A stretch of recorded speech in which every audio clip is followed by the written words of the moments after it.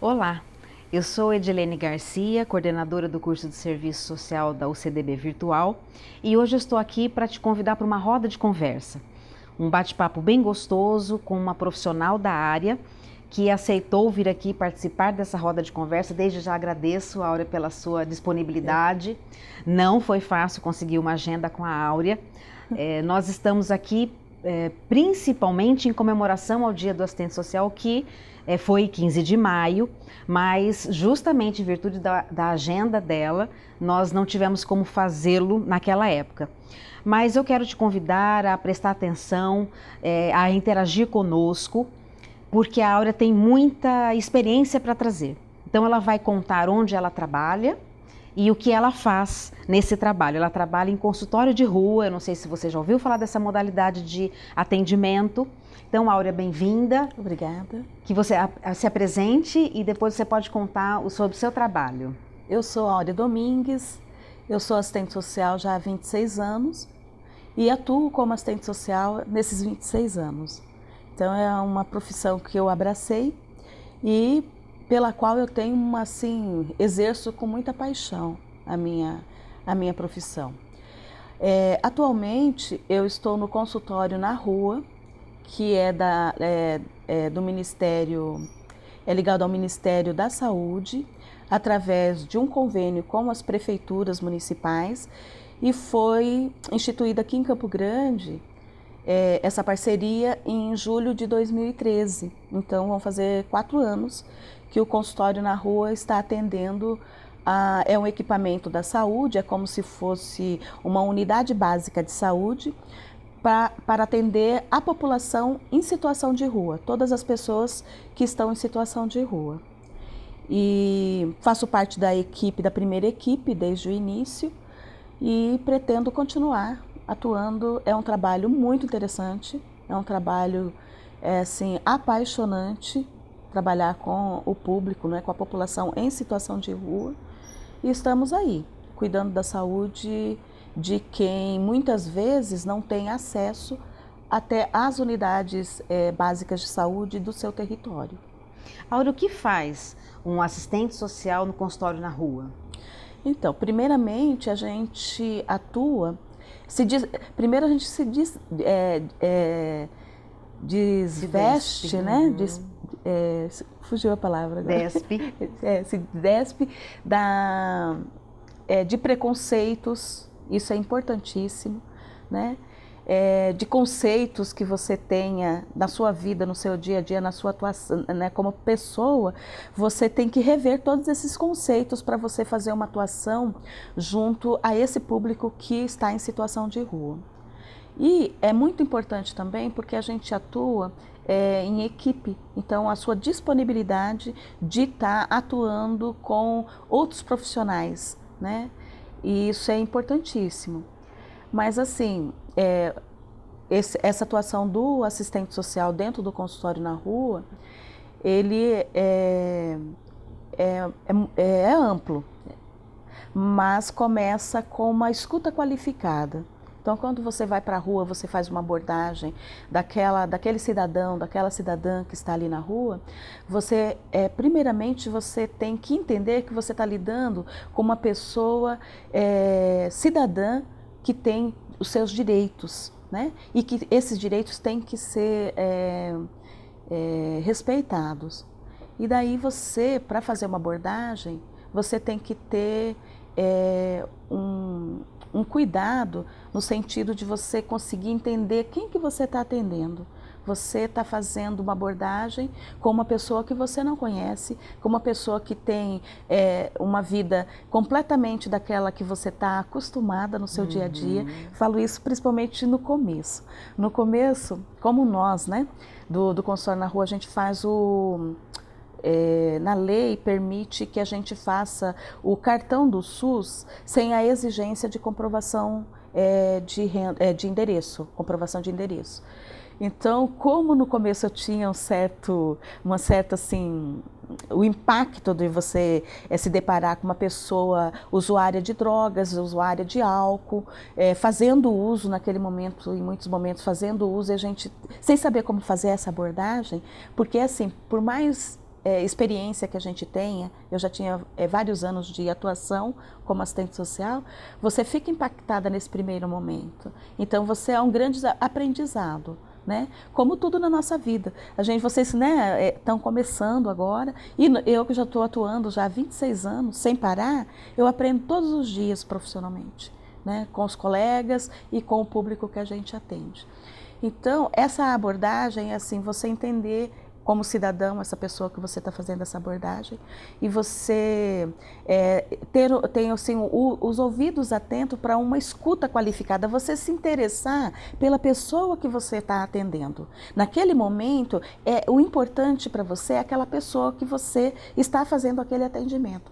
E para você ver o que você vai precisar atuar junto com ela, que políticas públicas você vai ter que acionar, é diferente para cada um, é um atendimento individualizado, mesmo que ele esteja num grupo, inserido num grupo, cada um tem a sua história de vida como nós, né? Nenhum de nós somos iguais, todos nós temos a sua história e não é diferente para a população em situação de rua, né? Você tocou em 2 pontos importantes, uma equipe multidisciplinar e a questão de se despir dos pré-conceitos, aqueles conceitos que nós temos, né, pré-concebidos assim. Então eu queria primeiro que você falasse dessa equipe multidisciplinar. Quais são esses profissionais que atuam com vocês? Nós temos uma coordenadora, né? E daí temos uma enfermeira, uma psicóloga, eu como assistente social, 2 técnicas de enfermagem e uma técnica de saúde bucal e o nosso motorista. Então, nossa equipe do consultório na rua é composta por 8 pessoas, né? Essa é a equipe que tem um carro, uma unidade, né, que funciona como se fosse uma unidade de saúde, e a gente atende Campo Grande inteiro, né? A gente está com uma proposta de ampliar para pelo menos 2 equipes do consultório na rua, mas por enquanto nós estamos nessa atuação de uma equipe só, para atuar Campo Grande inteiro. Então nós temos alguns pontos de concentração maiores, né, de população em situação de rua, e onde eles estão, nós estamos fazendo a abordagem. A população pode nos ligar, tem um telefone que é do consultório na rua, e daí as pessoas entram em contato, redes sociais, muitas vezes alguém posta lá que tem alguém em situação de rua em determinada localidade, e daí alguém já nos marca. Então hoje é muito dinâmico, né, essa questão das redes sociais, e a gente vai em loco. Muito bom. Né? Eu chamei a atenção para esse ponto porque é algo fundamental em qualquer profissão, é algo fundamental nos dias atuais e fundamental para o serviço social. Não é só a nossa visão que deve ser levada em consideração. Nós precisamos dos outros profissionais e juntos trabalharmos aquela pessoa, cada um com a sua visão ímpar que a profissão traz, né, com sua modalidade de atendimento. A questão de se despir, eu acho interessante comentar, porque quando nós, cidadãos, passamos por pessoas em situação de rua, a primeira coisa que a gente pensa é, nossa, eu precisava arrumar uma casa para essa pessoa. Está frio, ou porque está calor, porque está muito frio, ou porque está com fome. A gente quer trazê-lo para a nossa realidade, que é o que nós conhecemos.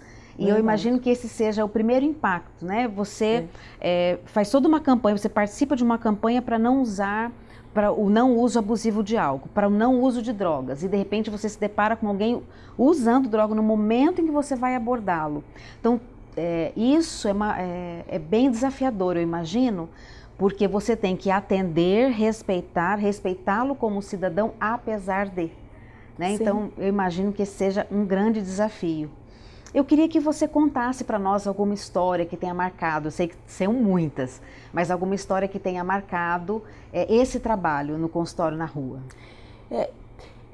Antes de falar sobre uma história específica, eu queria dizer assim, sabe? Nós do consultório na rua, a gente trabalha com a política de redução de danos. Então, assim, a gente está fazendo essa atuação junto a usuários com, né, o uso excessivo de álcool e outras drogas, mas a gente não vai no intuito de determinar que ele pare de usar o álcool ou pare de usar né, outros tipos de drogas, né? O que a gente trabalha é assim, como que essa pessoa pode viver no local onde ela escolheu, no caso nas ruas, né? Ela está ali porque ela deseja? Não, está e não está, porque assim, ela chegou até a rua, cada um deles tem uma história. Ninguém já nasceu em situação de rua e ficou em situação de rua e cresceu nas ruas, né? Então, assim, cada um com a sua história, com a sua desilusão amorosa, com o seu conflito familiar e, enfim, acaba, né, tendo as ruas como a sua opção de moradia, né? Depois que já muitas coisas na sua vida já não deram certo, muitas desilusões já ocorreram. Então, a gente tenta contribuir com essa pessoa para que ela tenha uma melhor qualidade de vida, mesmo fazendo uso do que ela, né, quer fazer. Ela quer fazer uso de álcool? Então, assim, mas como que o álcool pode... Então, você vai usar o álcool, mas você vai orientar que tem que tomar água também, né, porque senão ela vai prejudicar demais a saúde dela, sabe? E você vai estimulando, é um processo muito lento. Você vai estimulando, claro que para todos nós, evidentemente, que se saírem das ruas, você saber que a pessoa conseguiu sair da rua porque ela quis, esse desejo, o despertar dela desejar, sabe? Ela já está num outro patamar que ela não quer mais ficar em situação de rua. Mas isso é um processo lento que pode ou não acontecer. E a gente tem que respeitar. Puxa, mas está tendo tanta oportunidade, está oferecendo e não quer, então fica aí na rua. Você entendeu? E vai embora. Não, então assim, e o que eu posso contribuir? Como uma pessoa, uma assistente social, um profissional da área da saúde, como que eu posso contribuir para que você permaneça na rua, mas com uma qualidade de vida melhor? Como que a gente pode contribuir para esse tratamento da tuberculose, para tanto você ficar melhor com a sua saúde e não transmitir para outras pessoas, né, o que a gente chama de TB, que é a tuberculose, né? A sífilis também, que são doenças assim, que estão bem evidenciadas e nas ruas fica muitas vezes mais difíceis de você tratar. Então, sífilis mesmo, tem que, os dois parceiros, né? Tem muitos casais em situação de rua, então tem que fazer um tratamento no mesmo tempo com o casal e nesse período eles têm que usar camisinha. Então esse é um trabalho importantíssimo da equipe do consultório na rua, sabe? Mas assim, eu pensei, como você me falou que eu tinha, né, que seria interessante eu contar uma ou duas histórias aqui, então eu optei por uma das histórias que recentemente eu até coloquei, a gente sempre coloca a situação, mas não coloca o nome da pessoa por respeito à pessoa, para não haver uma exposição, né? Mas assim, quando o consultório na rua iniciou, nós, na Vila Progresso, iniciamos o atendimento de uma pessoa, um rapaz, que ele já tinha mais de 30 anos, 30 e poucos anos, isso em 2013, em julho de 2013. E era uma pessoa que ele não tinha aceitado ser atendido por nenhuma política pública até aquele momento, né? Então, ele é um ex-presidiário e viveu quase uma vida toda dentro do presídio, não sabe ler nem escrever, só tinha uma certidão de nascimento que estava tão deteriorada que não dava para ler o seu nome, né? Então havia necessidade de iniciar com a busca da segunda via. E daí nós fomos trabalhando com essa pessoa e caminhamos desde 2013. Ele fez a aceitação, ele estava com problema bucal, então nós iniciamos o atendimento pelo que ele mais queria naquele momento. Então, na escuta que eu estava falando anteriormente sobre a escuta qualificada. Naquele momento, para ele, o mais importante era tratar o dente que ele havia extraído, esse dente, e tinha exposição óssea, porque ele, com a extração com a faca que ele fez, que a gente até imagina que não tenha esse tipo de situação até agora, mas tem. E daí ele extraiu esse dente, ele estava com exposição óssea, com muita dor, ele estava num sofrimento muito grande naquele momento. Então, naquele momento, o problema dele maior não era o uso excessivo do álcool e de outras drogas, mas o problema da questão da saúde bucal dele. E daí nós iniciamos, então nós pegamos esse foco, né, após a escuta qualificada, e começamos a fazer o atendimento dele através tratando a saúde bucal. Então ele fez algumas cirurgias, né, e posteriormente a isso foi se criando um laço, um vínculo muito forte com a equipe, e da equipe ele tinha um laço mais forte comigo, e a gente chama de técnico de referência. Então eu passei a ser a técnica de referência desse rapaz. E ele foi...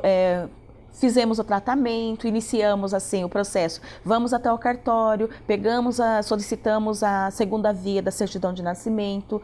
Para quem está em situação de rua e outras condições, sem condições financeiras de pagar pela segunda via, tem um documento nos cartórios que ele assina, né, dizendo que não tem condições de custear a segunda via da certidão de nascimento, e daí nós conseguimos a certidão de nascimento, e através da certidão de nascimento nós conseguimos toda a documentação dele completa, inclusive a do quartel, que ele não tinha servido o quartel e não tinha, né, esse documento. Então, título de eleitor, CPF, identidade, o dia dele fazer a identidade dele, eu acho que eu estava mais emocionada do que ele, porque ele chorou na hora, né, de ter a primeira identidade da vida dele com mais de 30 anos, quase 40 anos, e dele teve essa identidade, e ele chorou, e eu assim me emocionei, porque não dá para você falar assim, olha, então tá, então eu nunca vou me emocionar, então assim, eu vou ser só profissional.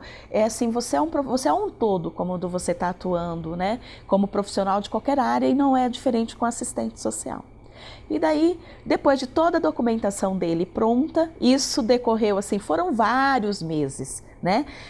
Começou em o primeiro atendimento em 2013, daí todo o tratamento odontológico, depois disso, que já esse vínculo já estava mais fortalecido, iniciamos o documento dele em 2014, até 2014 inteiro, e 2015 para ter todos os documentos, porque é questão de agendamento para você poder tá conseguindo levá-lo, porque se a gente não fosse buscá-lo no território dele e levar até a localidade, naquele momento foi necessário você ficar tutelando dessa forma, que a gente escuta muito falar assim, você tem que ter uma atuação como assistente social, mas não ser assistencialista.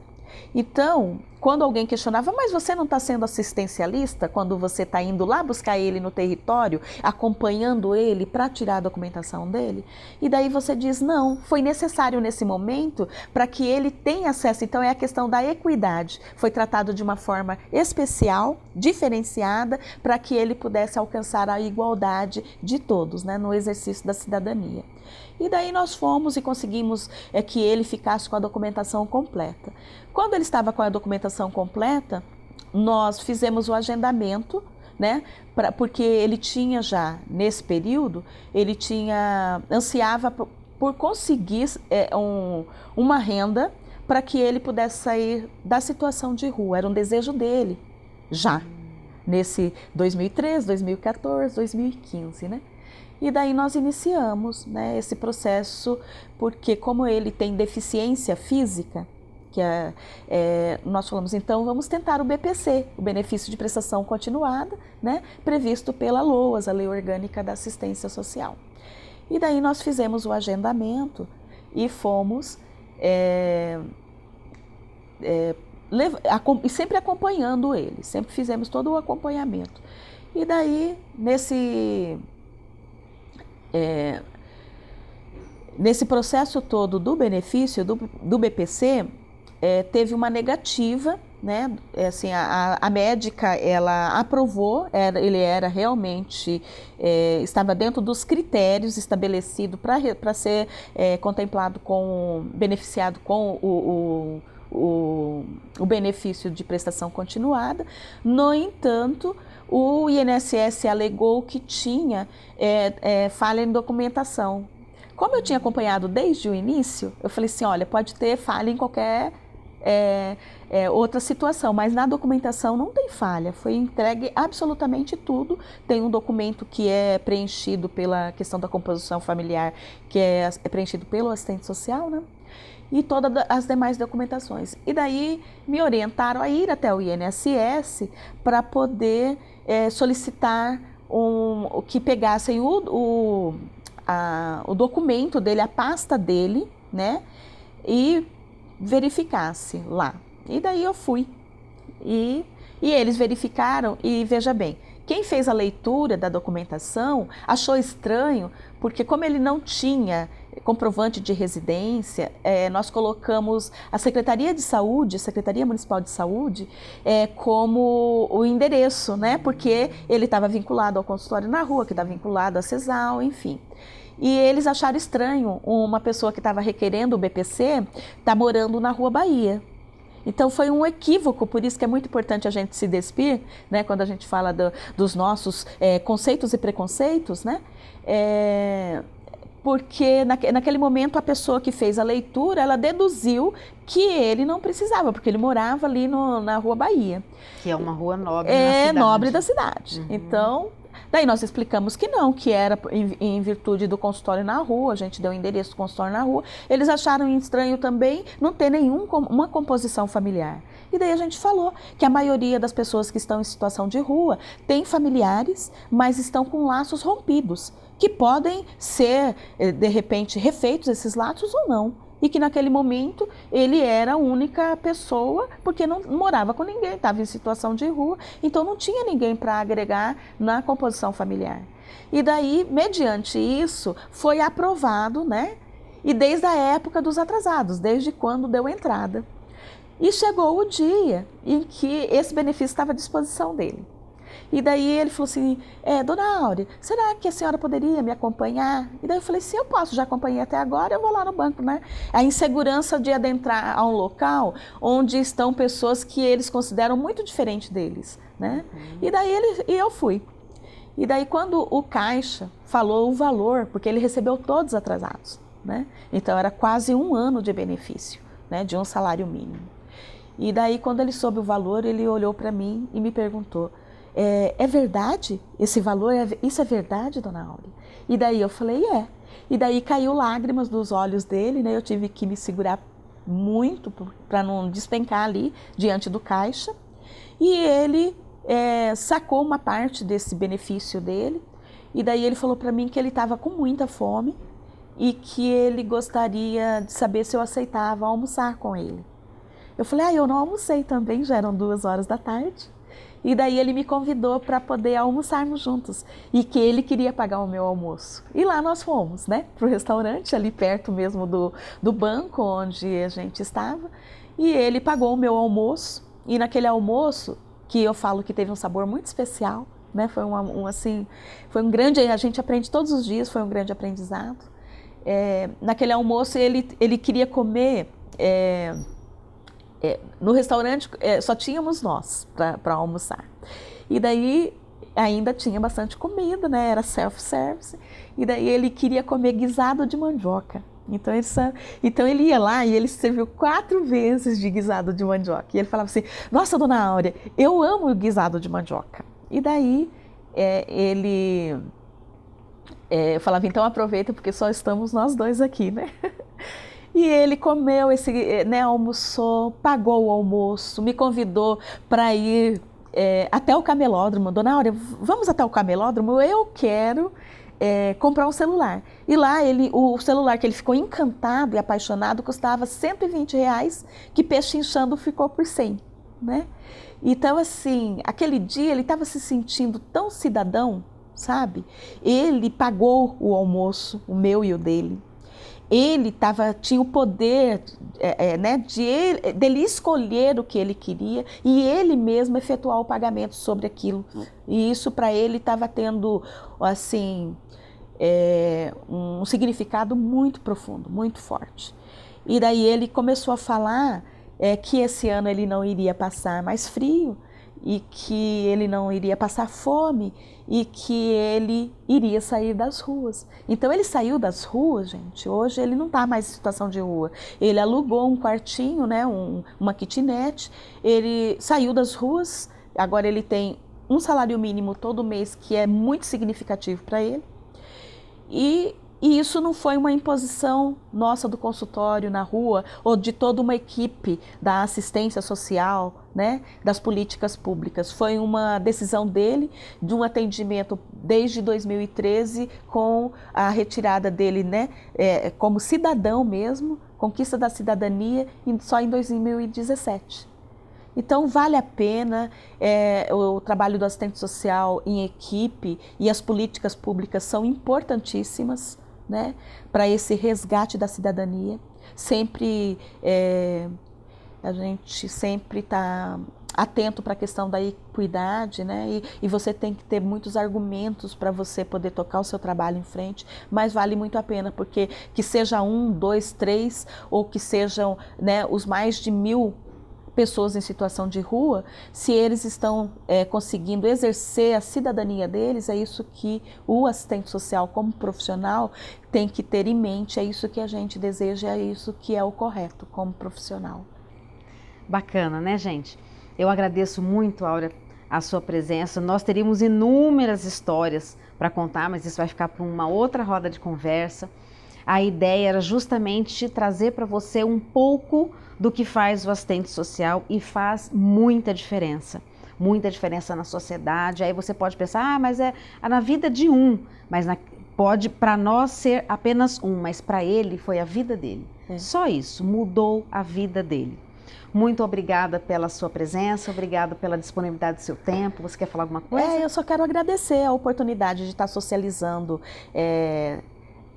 isso com vocês e assim, espero ter contribuído para dizer assim, vale a pena ser assistente social. A valorização vai depender de cada um como profissional. Eu me sinto muito valorizada como profissional, né? Não vamos enriquecer, mas ninguém, a maioria dos trabalhadoras, né, independente da profissão, dentro desse mundo capitalista que a gente vive, não vai enriquecer mesmo, né? Então é isso, vale a pena e eu agradeço muito essa oportunidade. Estou muito, né, feliz de estar aqui socializando com vocês um pouquinho da experiência profissional, tá? Que bom, espero que vocês tenham gostado. Abraços, ótimos estudos.